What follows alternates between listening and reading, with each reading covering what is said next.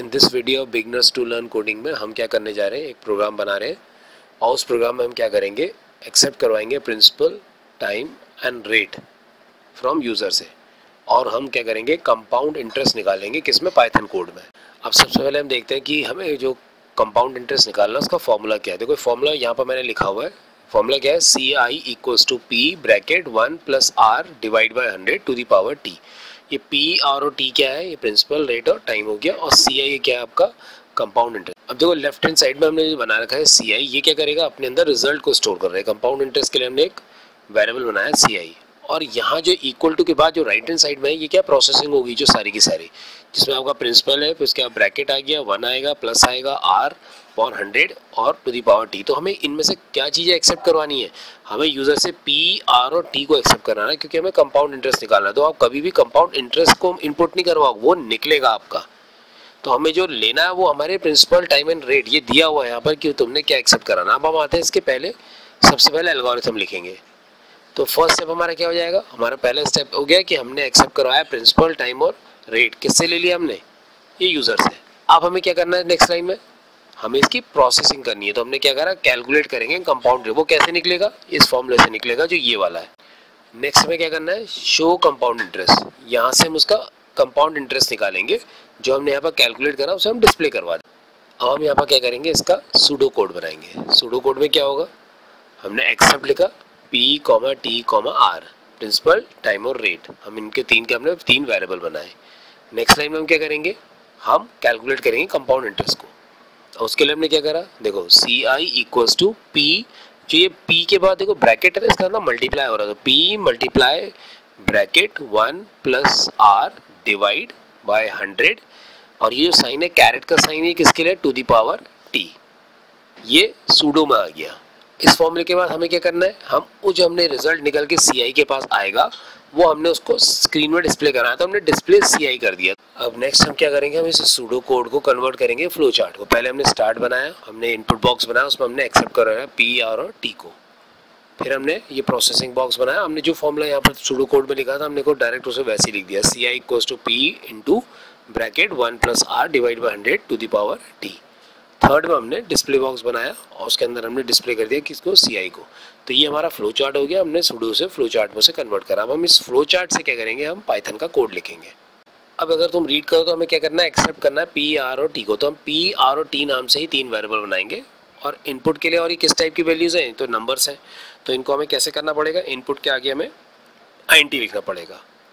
तो हमने देखो पहला बनाया p equals to INT bracket input bracket enter principal. तो प्रिंसिपल जो हमारा है वो इनपुट में आ रहा है, किस टाइप से आ रहा है, स्ट्रिंग में आ रहा है, लेकिन INT लगाते हो किस में कन्वर्ट कर रहा हो, उसे इंटीजर में। तो ये मत करना कि उसके अंदर ABC दे रहे हो, नहीं, नंबर ही दे रहे हो, लेकिन नंबर एक स्ट्रिंग फॉर्मेट में आ रहा है और INT लगाने वो कन्वर्ट हो जा रहा है किसमें, एक इंटीजर में। तो वो p पे पास जा रहा है। जब अगर हम इसको रन कराते जाएंगे, अगर एक एक लाइन को अगर मैं समझाते जाऊँ, तो देखो ऐसे करके आएगा, एंटर प्रिंसिपल हमने 1000 दिया। तो वो जो p वेरिएबल बना ना, ये लेफ्ट हैंड साइड वाला, ये अपने अंदर उस 1000 को स्टोर कर लेगा। जब हम इस एंटर की को प्रेस करेंगे तो p के अंदर जाके वो स्टोर हो जाएगा।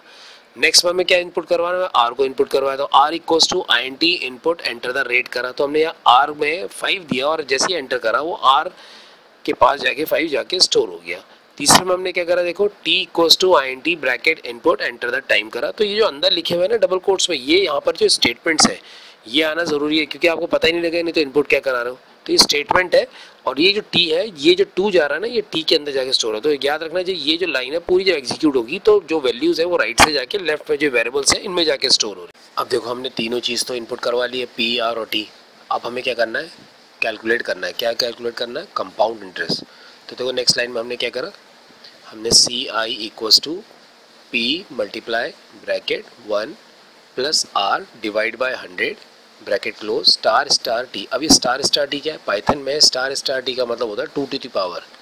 तो जैसे यहाँ पर मैंने 2 टू द पावर 3 करना है, तो मैं क्या करूँगा, मैं 2 स्टार स्टार 3 कर दूंगा, तो इसका मतलब 2 टू द पावर 3 हो गया।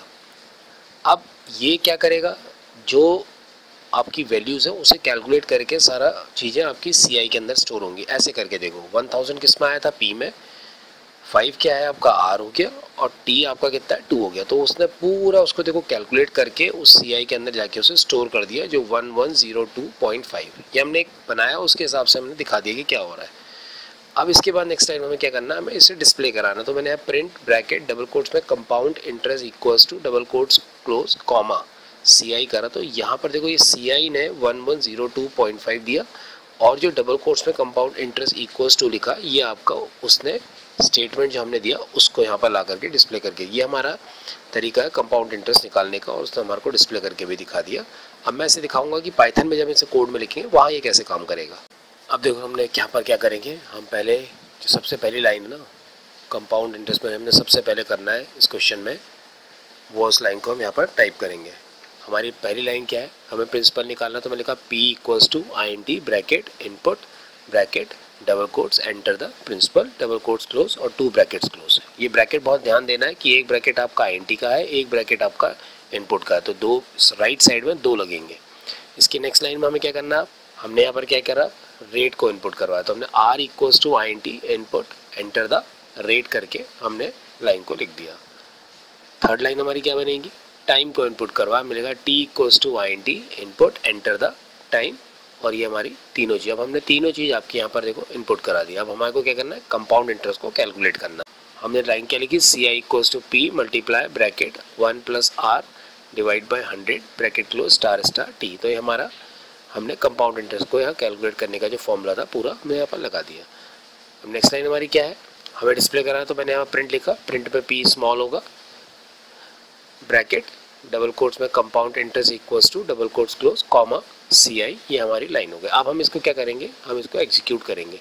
जैसे हमने इसको एग्जीक्यूट करा तो नीचे देखो यहाँ पर, ये देखो यहाँ पर आपका प्रिंसिपल आ। अब एक चीज़ देखो, जब तक मैं प्रिंसिपल इनपुट नहीं कराऊंगा तब तक का रेट और टाइम नहीं आएगा। कितने बार बच्चों को कन्फ्यूजन क्या होता है कि भाई ऑनलाइन क्यों नहीं आ रही। जब फर्स्ट लाइन वो ब्लिंकिंग जो कर रहा है इसका मतलब क्या है, पहले हमें इसकी वैल्यू इनपुट करनी है। तो मैंने मान लो इसको प्रिंसिपल दे दिया 4000, ठीक है, एंटर। अब देखो अब ब्लिंकिंग कहाँ आ रही है, रेट में। तो अब ये रेट के इनपुट करवाएगा। तो मैंने रेट इसमें मान लो 150 दे दिया।